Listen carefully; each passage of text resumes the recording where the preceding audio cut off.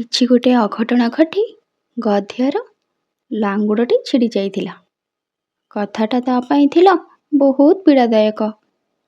ଦିନ ଧରି ଛିଡ଼ି ଯାଇଥିବା ଲାଙ୍ଗୁଡ଼କୁ ସେ ସବୁଆଡ଼େ ଖୋଜାଖୋଜି କରୁଥିଲା। ତାର ଧାରଣା ଥିଲା ସେଇଟା ମିଳିଗଲେ ସେ ପୁଣି ଥରେ ତାର ଦେହରେ ଯୋଡ଼ି ଦେଇପାରିବ। ଦିନେ ସେ ଗୋଟିଏ ସରସିଆ ଘାସ ପଡ଼ିଆରେ ବୁଲୁଥିଲା। ହଠାତ୍ ତାର ନଜର ପଡ଼ିଲା ପଡ଼ିଆ ପାଖରେ ଥିବା ବଗିଚାଟିଏ। ହଠାତ୍ ତାର ମନେ ହେଲା ତାର ହଜି ଯାଇଥିବା ଲାଙ୍ଗୁଡ଼ଟି ବୋଧହୁଏ ସେହି ବଗିଚାରେ ମିଳିଯିବ। ସେ ଏକ ମୁହାଁ ହୋଇ ବଗିଚା ଆଡ଼େ ଚାଲିଲା। ବଗିଚାର ଫାଟକ ଖୋଲା ଥିଲା।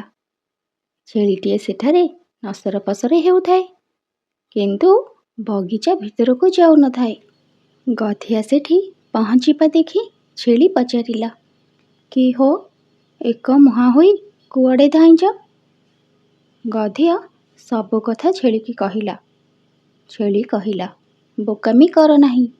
ଲାଞ୍ଜ ତ ଯାଇଛି, ବଗିଚାକୁ ଗଲେ ଆହୁରି ପୀଡ଼ା ପାଇବ।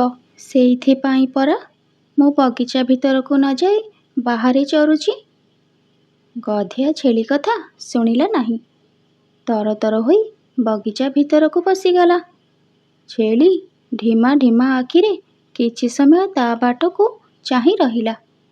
ତାପରେ କୁଦା ମାରି ସେଠାରୁ ପଳାଇଲା। ବଗିଚା ଭିତରେ ମାଳି ଅସଜଡ଼ା ହୋଇ ପଡ଼ିଥିବା ଗଛଗୁଡ଼ିକୁ ସଜାଡ଼ୁଥାଏ। ଏଣେ ଗଧିଆ ଲାଙ୍ଗୁଡ଼ ଖୋଜୁ ଖୋଜୁ ବଗିଚା ଭିତରେ ଶୋଭା ପାଉଥିବା ଗଛଗୁଡ଼ିକୁ ଦଳି ମକଚି ନାର୍ଖାର କରି ପକାଇଲାଣି। ବେଶ କିଛି ସମୟ ପରେ ମାଳି ଏକଥା ଜାଣିଲା।